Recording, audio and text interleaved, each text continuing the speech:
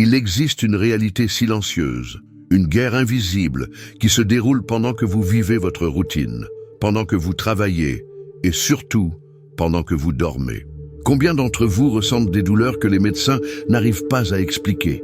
Combien d'entre vous portent un poids sur les épaules qui ne vient pas d'un effort physique ou une fatigue écrasante qu'une bonne nuit de sommeil ne suffit jamais à effacer? Vous êtes-vous déjà demandé pourquoi, par moments, votre propre corps semble lutter contre quelque chose que vos yeux ne peuvent pas voir? Aujourd'hui, nous n'allons pas parler de théories abstraites. Nous allons parler de mécanismes réels. Je veux que vous soyez très attentifs, car ce que je m'apprête à partager avec vous vient d'années d'expérience. Avant de marcher dans la lumière, j'ai connu les ténèbres. J'ai connu leurs tactiques, leur planification, et surtout, j'ai appris comment l'ennemi perçoit le corps humain.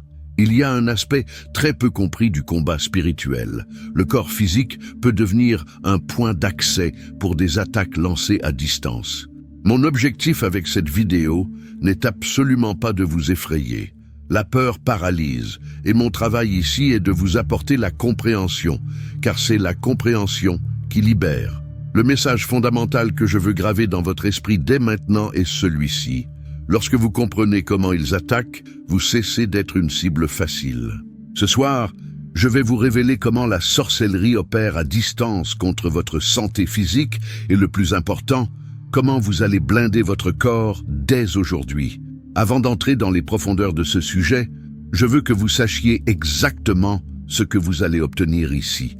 Vous allez apprendre à identifier les signaux que votre corps vous envoie, comprendre la base biblique irréfutable de ces phénomènes et recevoir 4 étapes pratiques pour sceller votre vie avant de dormir.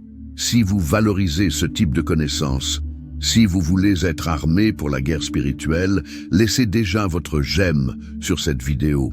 C'est un geste simple, mais il aide ce message à atteindre ceux qui souffrent en silence. Et je veux savoir qui est avec moi dans cette bataille. Écrivez dans les commentaires d'où vous nous regardez, votre ville ou votre pays.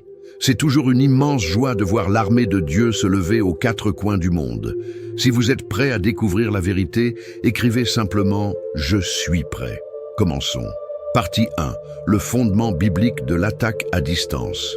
Pour comprendre ce qui se passe dans le monde spirituel, nous devons d'abord aligner notre boussole.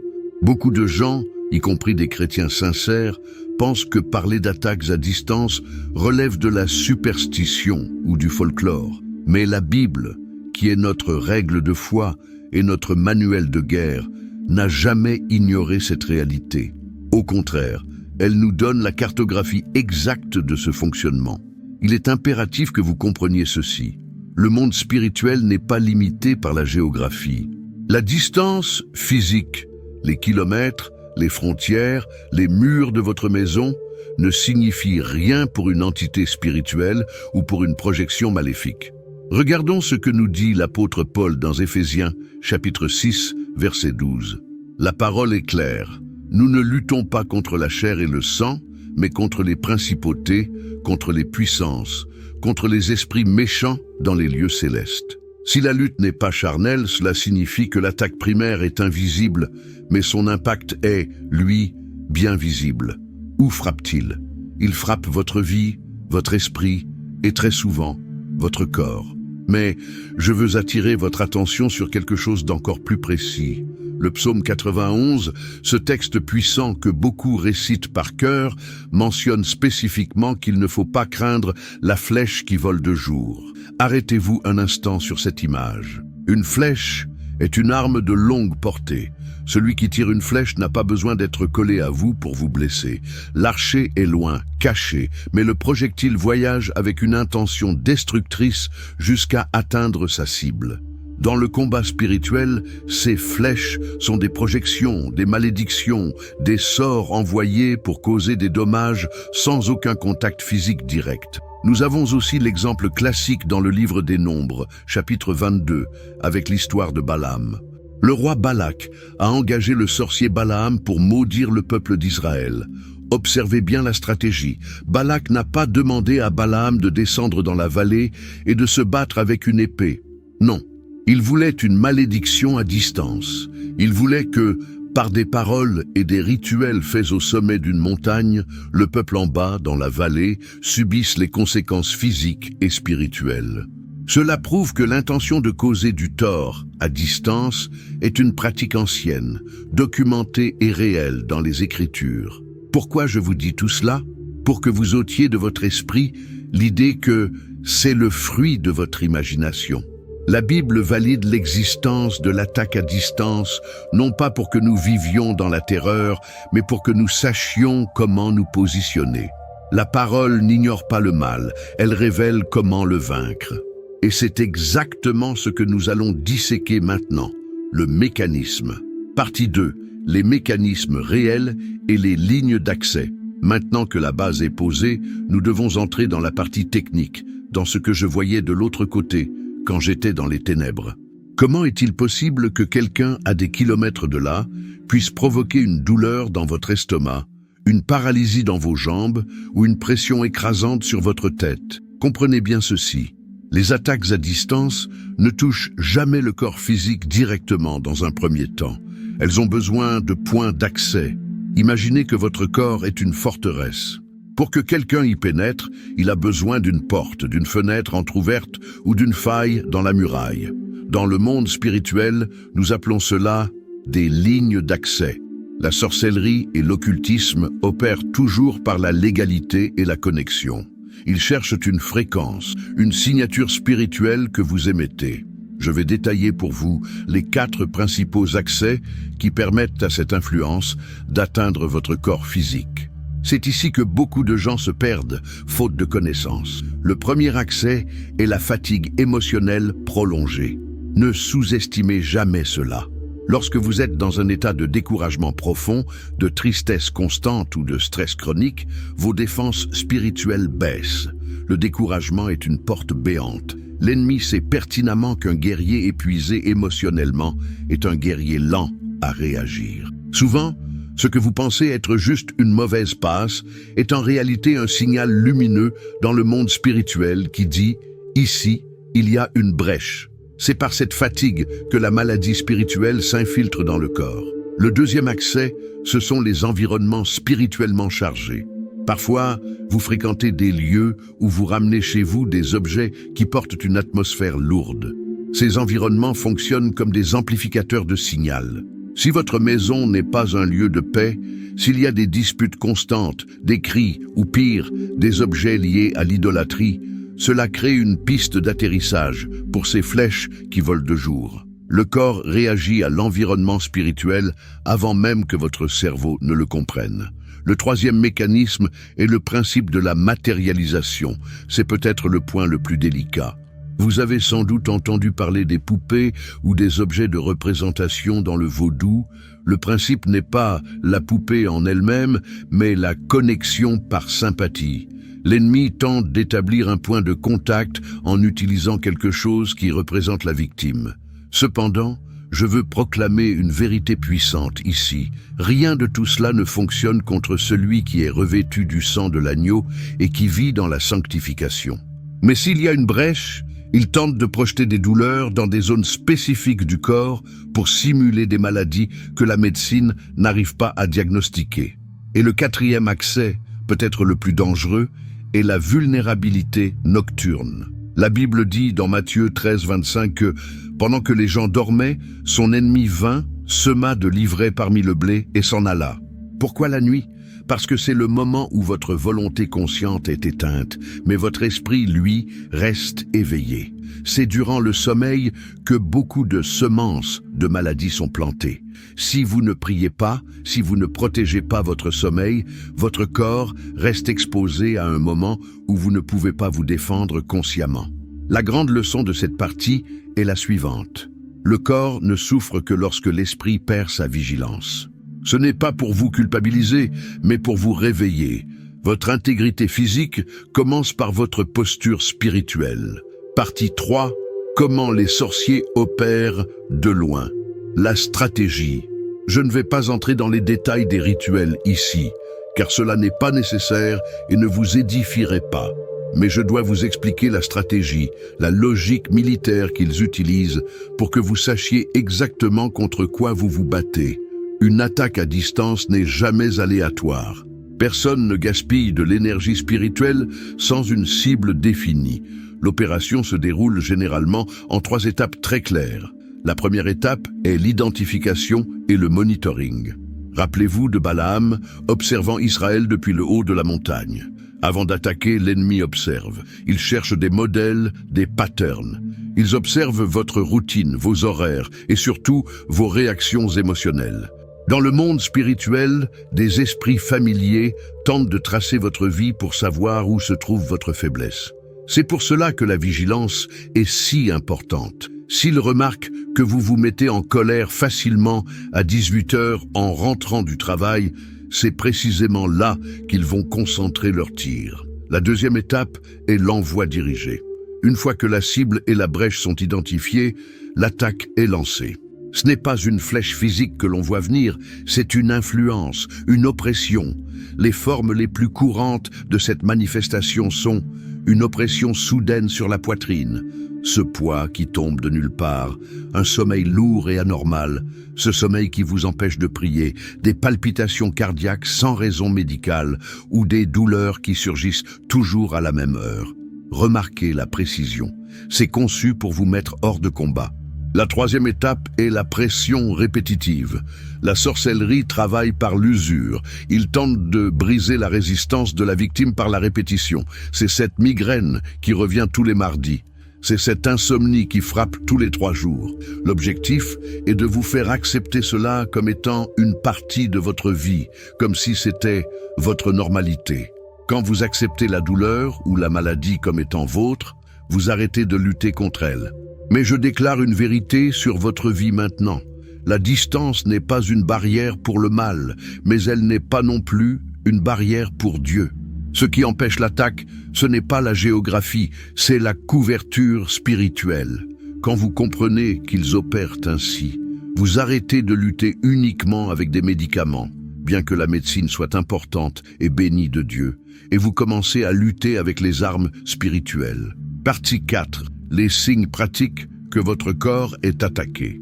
Passons maintenant à la pratique. Comment savoir si cette douleur dans le dos est due à une mauvaise posture ou à une attaque spirituelle?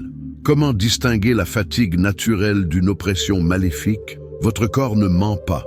Il réagit instinctivement quand quelque chose de nature spirituelle tente de l'envahir.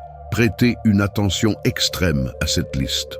Ce sont des signes instructifs qui ne sont généralement pas des coïncidences. Premièrement, douleur ou malaise pendant la prière. Vous allez bien toute la journée, vous travaillez, vous riez, mais au moment précis où vous décidez de prier ou d'ouvrir votre Bible, une douleur aiguë commence dans votre estomac, une migraine vous frappe ou un bâillement incontrôlable vous saisit. C'est un signe clair de résistance spirituelle essayant de couper votre connexion avec la source. Deuxièmement, les frissons soudains. Vous savez quand la pièce n'est pas froide, mais que vous ressentez un frisson glacial qui parcourt votre colonne vertébrale et vous laisse avec un sentiment de malaise, de peur ou d'angoisse. C'est souvent la perception physique de votre esprit signalant une présence indésirable dans votre environnement immédiat. Troisièmement, le réveil de l'heure morte. Se réveiller systématiquement entre 2 heures et 3 heures du matin, souvent en sursaut, le cœur battant ou avec une sensation d'alerte sans raison apparente. C'est un créneau horaire de haute activité occulte. Si votre esprit vous réveille, ce n'est pas pour regarder le plafond. C'est peut-être un appel au combat ou un signal que quelque chose rôde autour de votre maison. Quatrièmement, les douleurs migratoires ou ponctuelles. Une douleur qui est un jour à l'épaule gauche, le lendemain au genou droit, ou une céphalée qui ressemble à une piqûre, ou un clou à un endroit très précis de la tête. Souvent, ces modèles répétitifs de douleurs physiques sur des jours alternés sont des tentatives d'épuisement nerveux. Cinquièmement, les pensées intrusives sous forme d'instructions. C'est très subtil. Des pensées viennent à votre esprit qui ne ressemblent pas aux vôtres, vous incitant à tout abandonner, à ressentir une colère subite ou à vous isoler. Quand cela s'accompagne d'une pression sur la tête, c'est souvent une attaque mentale projetée à distance pour contrôler vos émotions. Sixièmement, l'épuisement post-victoire. Juste après avoir vécu une grande victoire spirituelle ou après avoir aidé quelqu'un, vous sentez que votre énergie est drainée à zéro instantanément et vous tombez malade le lendemain. C'est ce qu'on appelle une contre-attaque de représailles. Si vous avez identifié un ou plusieurs de ces signes, comprenez ceci. Votre corps sert d'alarme. Il vous dit « Attention, quelque chose essaie d'entrer. Ne l'ignorez pas. » Partie 5. Démystification. L'attaque ne signifie pas faiblesse. Avant de vous enseigner comment vous défendre, je dois absolument guérir votre esprit d'un mensonge toxique. Beaucoup de gens pensent « Si je suis attaqué, c'est parce que Dieu m'a abandonné » ou « C'est parce que je n'ai pas assez de foi ». C'est un mensonge absolu.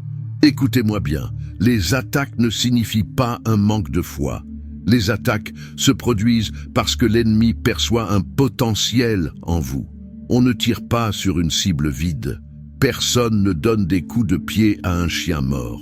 Si l'enfer se mobilise pour essayer de stopper votre corps, c'est parce que votre esprit représente une menace pour le royaume des ténèbres. Ceux qui sont spirituellement endormis, ceux qui ne font aucune différence dans le monde, ne deviennent souvent même pas des cibles prioritaires. Mais vous qui cherchez la lumière, vous qui voulez protéger votre famille, vous qui cherchez la vérité, vous brillez dans le monde spirituel, et cette lumière dérange les ténèbres. Alors, changez votre perspective dès maintenant. Ne regardez pas ces symptômes avec peur, en pensant « Oh, pauvre de moi ».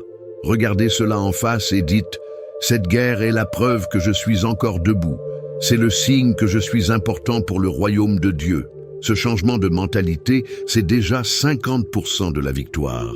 Quand vous cessez de vous sentir victime et que vous assumez votre identité de fils et de fille de Dieu, la peur s'en va et l'autorité divine prend sa place. Partie 6. La protection pratique pour ce soir. Nous arrivons à la partie la plus cruciale de cette vidéo. Vous avez compris le problème. Maintenant, nous allons appliquer la solution. Comment vous protégez-vous ce soir avant de dormir ? Je vais vous enseigner 4 étapes puissantes, simples et directes, basées sur l'autorité que nous avons en Christ. Ce n'est pas un rituel magique, c'est un positionnement spirituel. Étape 1. La prière de coupure. Basée sur l'autorité donnée dans Matthieu 18 pour lier et délier. Vous devez verbaliser la coupure. Le monde spirituel réagit à la voix de commandement, pas seulement à la pensée. Vous allez prier spécifiquement pour demander la fermeture des portes. Demandez à Dieu d'interrompre tout traçage spirituel. Dites, « Seigneur, je coupe toute ligne d'accès qui a été lancée contre mon corps. Je déconnecte mon esprit des radars de l'ennemi et je déclare la confusion dans le camp de ceux qui planifient le mal contre moi. » Soyez spécifique et ferme. Étape 2. La phrase d'autorité avant de dormir. Ne vous mettez pas au lit avec l'esprit rempli des mauvaises nouvelles du journal télévisé ou de vos soucis financiers. La dernière chose que vous prononcez avant de sombrer dans le sommeil a un pouvoir immense. Adoptez une phrase d'autorité. Quelque chose de court, mais chargé de puissance spirituelle. Par exemple, « Aucun esprit envoyé ne me trouvera cette nuit. Ma maison est scellée par la parole de Dieu et mon corps est le temple du Saint-Esprit. » Dites-le à voix haute. Laissez vos propres oreilles entendre votre foi. Étape 3. Le signal dans l'environnement. Là où la lumière entre, les ténèbres ne peuvent pas rester. Faites ceci ce soir. Prenez 30 secondes pour marcher dans votre maison en priant. Pas besoin de crier. Déclarez simplement la lumière dans chaque pièce. S'il y a une chambre où vous sentez l'atmosphère plus lourde, entrez-y, allumez la lumière physique si nécessaire et déclarez « Ici habite la paix de Dieu ». Consacrez votre chambre comme un lieu de refuge et non comme un champ de bataille. Étape 4. Le bouclier du corps. C'est une technique qui allie la prière et l'apaisement physique. Mettez votre main sur votre poitrine. Respirez profondément. Visualisez, non pas de manière mystique, mais avec les yeux de la foi, la présence de Dieu vous enveloppant comme un bouclier impénétrable. Déclarez la paix sur vos organes, sur votre sang, sur vos os. Ordonnez à votre corps, calme-toi, car l'Éternel est ton berger. En faisant cela, vous fortifiez l'esprit et le corps répond biologiquement en abaissant les niveaux de stress et en fermant les brèches de la fatigue. L'attaque perd sa force quand elle est comprise et confrontée. L'ennemi craint celui qui comprend ses stratégies. Aujourd'hui, vous n'êtes plus ignorant. Partie 7. Prière et bénédiction finale. Maintenant, je veux faire quelque chose de spécial pour vous. Si vous me le permettez, je veux être une voix d'intercession pour votre vie maintenant, pour sceller cet enseignement. Là où vous êtes, si vous le pouvez, fermez les yeux un instant. Respirez profondément et recevez cette prière avec foi. Seigneur Dieu, Père Tout-Puissant, je présente maintenant chaque vie, chaque personne qui écoute ce message. Tu connais, Seigneur, les douleurs qu'ils ont ressenties en silence, la fatigue qui ne passe pas, les flèches qui ont volé durant le jour et les angoisses de la nuit. En cet instant précis, par l'autorité qu'il y a dans le nom de Jésus, nous levons un bouclier de foi autour de cette vie. Nous déclarons que toute flèche lancée à distance tombe à terre maintenant, sans effet et sans puissance. Nous coupons toute connexion maléfique, tout monitoring et toute jalousie projetée contre ce corps. Père, je déclare la guérison. Là où il y avait la douleur, que vienne le soulagement. Là où il y avait la lourdeur, que vienne ta légèreté. Nettoie leur esprit, lave leur cœur et purifie l'atmosphère de leur maison. Que cette nuit, leur sommeil soit restaurateur, un sommeil de juste, gardé par tes anges. Je scelle cette vie avec ton sang et je déclare qu'à partir d'aujourd'hui, ils ne sont plus des victimes, mais des vainqueurs. Que leurs yeux s'ouvrent et que la peur disparaisse à jamais. Au nom puissant de Jésus, Amen. Respirez profondément. Sentez la paix revenir à sa place légitime. La guerre spirituelle est réelle, mais la victoire de Dieu est infiniment plus réelle. Maintenant, pour concrétiser cette victoire, je veux entendre votre voix. L'acte d'écrire est une forme de déclaration dans le monde physique de votre position spirituelle. Allez dans les commentaires maintenant et écrivez votre phrase de victoire. Mon corps est un temple et ma maison est blindée. Écrivez-le avec foi. C'est votre manière de planter votre drapeau sur votre territoire. Utilisez aussi les commentaires pour raconter votre expérience ou pour semer une parole de témoignage qui relèvera un frère ou une sœur. Parfois, quelqu'un lira votre commentaire et sentira l'espoir dont il avait désespérément besoin. Soyez une lumière dans la vie de quelqu'un aujourd'hui à travers vos mots. Notre communauté est un lieu de force et de soutien. Et si cette vidéo vous a ouvert les yeux, si vous sentez que vous avez appris quelque chose qui vous a rendu plus fort, assurez-vous d'être abonné à la chaîne et activez toutes les notifications pour ne rien manquer. Nous apportons ici un contenu quotidien comme celui-ci, profond et révélateur, pour que vous ayez toujours une longueur d'avance dans la bataille. Je vous demande aussi de partager cette vidéo. Envoyez-la à quelqu'un que vous savez être en souffrance, quelqu'un qui a des douleurs inexpliquées ou des cauchemars. Vous pouvez être la réponse de Dieu pour cette personne aujourd'hui.